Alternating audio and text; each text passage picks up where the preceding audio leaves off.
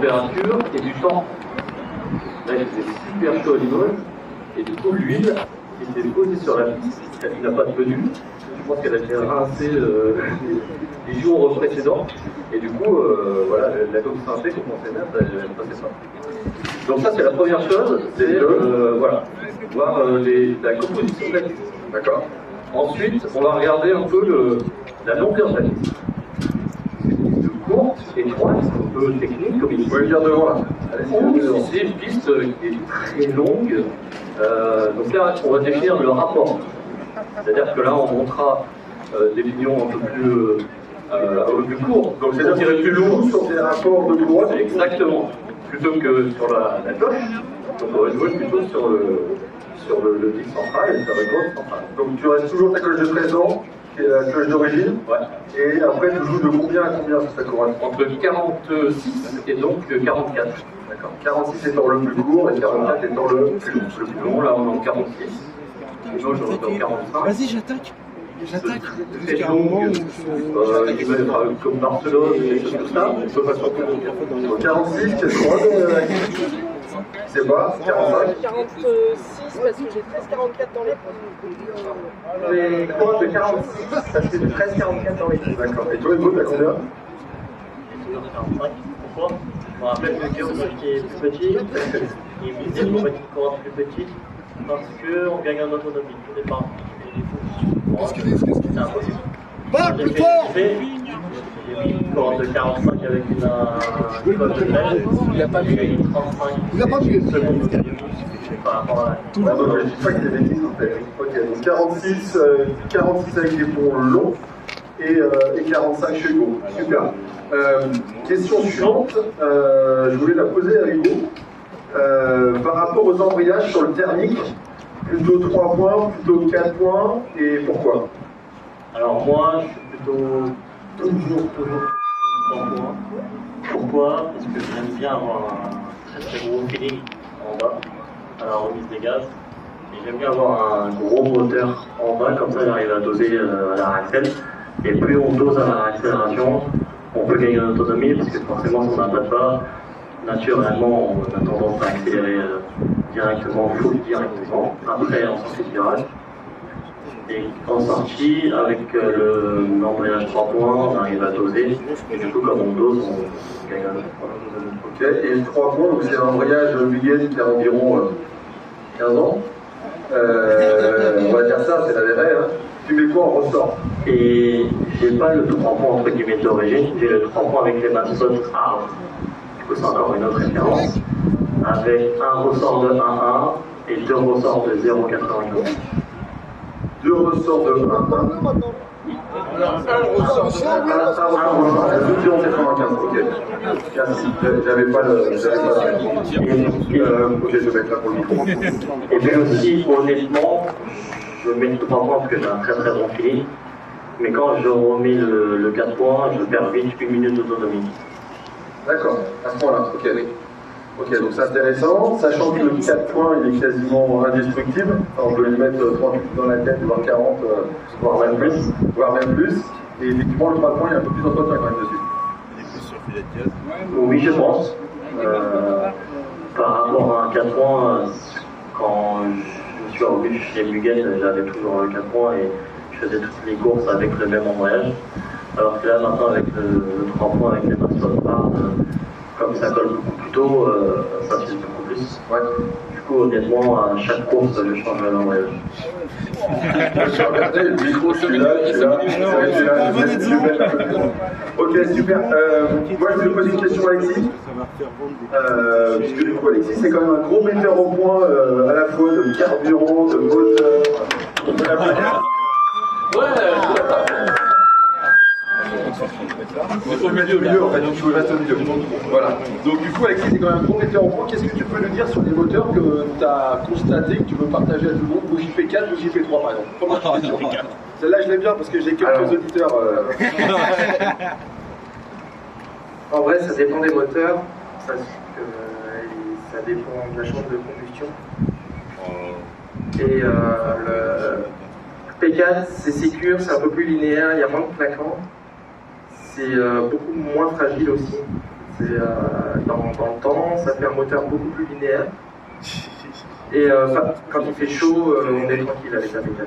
V3, il y a plus de claquants, un peu comme l'embrayage 3 points.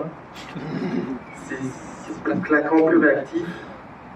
Mais par contre, ça chauffe un petit peu plus les moteurs. Parce que c'est un filament beaucoup plus moins gros, du coup, il est plus chaud. D'accord. Voilà. D'accord. Alors, et question, alors sans parler de marque ou quoi que ce soit, les bougies, on nous a dit régulièrement qu'avant on avait des filaments de très bonne qualité, que depuis quelques années ça se dégrade. Durée de vie d'une bougie pour toi, c'est combien de temps? Moi, ce que je fais, c'est simple, j'ouvre un bidon, je mets une bougie neuve. Ça, c'est Ouais. c'est ça ta Voilà, moi, je suis simple. C'est tout un prix. Donc, je prends un bidon neuf, je mets une bougie neuve sur le moteur. Voilà. D'accord, ok. Toujours sur l'environnement moteur, et là on va la partager tout le monde. Les coudes, et les longueurs de coudes, parce qu'on en a parlé il n'y a pas longtemps ensemble. Oui. Coude long, coude court. En fait, vous savez qu'un coude d'échappement, il a des longueurs différentes. 90, 80, 70, 500, voilà, 75, pardon. Quel est pour toi le bon compromis et qu'est-ce que ça fait d'avoir un coude long d'un coude court? En fait, déjà, ça dépend du caractéristique moteur. Ensuite, ça dépend le feeling recherché par le pilote. Parce que le coude ne te donne pas plus de puissance ou moins de puissance, c'est juste qu'on décale la courbe. La courbe elle est toujours la même, sauf qu'elle vient soit plus tôt, soit plus tard. Voilà, tout simplement. Il n'y a pas de... La réponse c'est ça dépend. Ça dépend de quoi? Je sais pas. Ça dépend du feeling que le pilote recherche. Par exemple, là, tu mets un truc où ta courbe se décale un peu plus en bas, on va dire. Parce que par la ligne droite, il n'y a rien. Après, si tu veux un moteur plus doux en bas et tout, automatiquement, tu vas mettre un coude pour calmer ça. Donc, tu vas automatiquement décaler ta courbe plus vers la fin du régime. C'est suivant ce que tu veux. Après, les rapports, il fait aussi. Ok, alors dernière question sur les moteurs, et là on la partage tous. Quel est ton conseil en termes de buse? Ça dépend. Ça dépend des moteurs. T'as répondu à la question. Non, mais... Voilà. De compromis, autonomie, puissance. Ouais, 6,5 aujourd'hui avec le 16%. Ouais, c'est ça que je question. Ouais, il y a ça aussi avec le nouveau carburant. Les bases OS, on peut rouler assez petit, donc 6,5.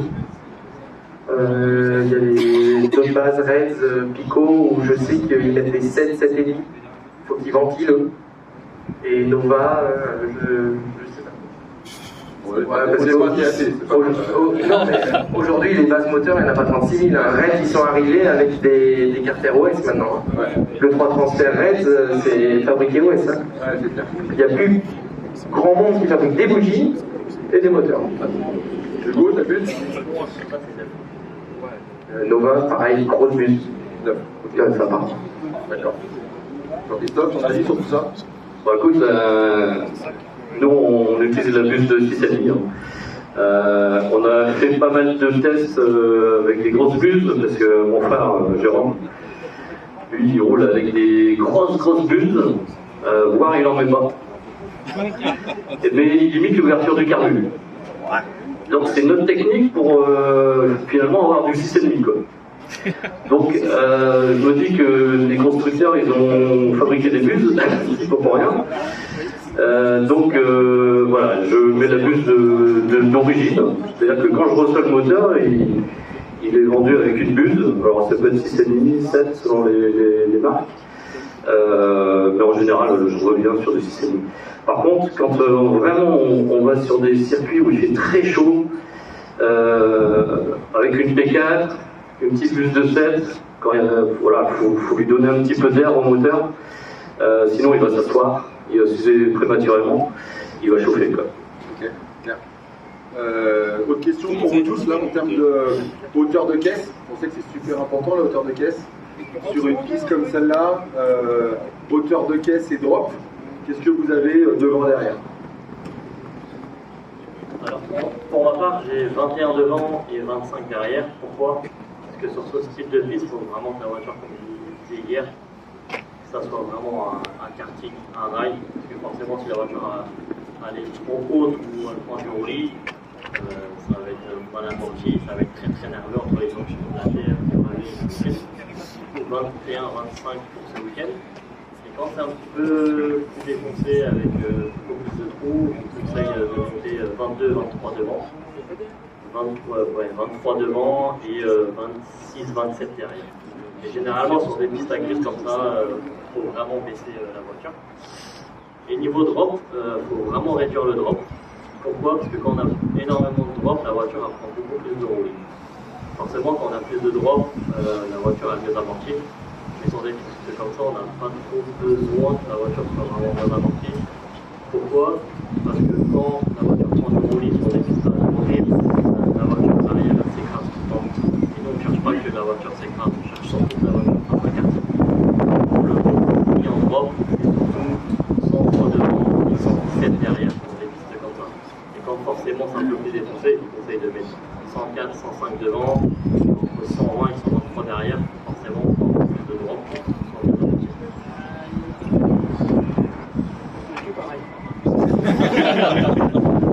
Donc pour Alexis, ça dépend, tout pareil. Pour toi, là, Bon, nous, on est un petit peu plus haut, devant on est à 23 et derrière 27.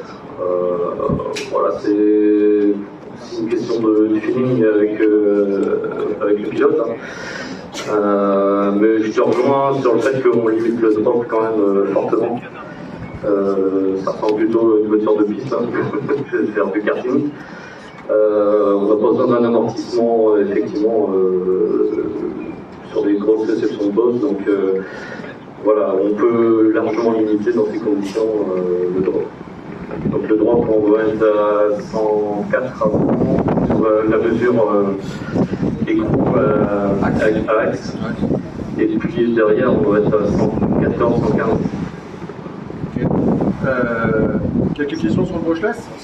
Ouais, tu veux. Là, Alexis, je suis désolé, t'es un peu en course.